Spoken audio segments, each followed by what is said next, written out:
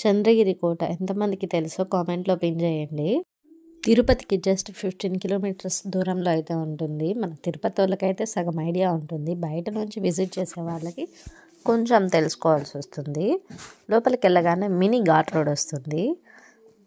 అప్పటి కాలంలో రాజులు గోడల్ని ఎంత బలంగా కట్టించారో దీంట్లో చూడొచ్చు.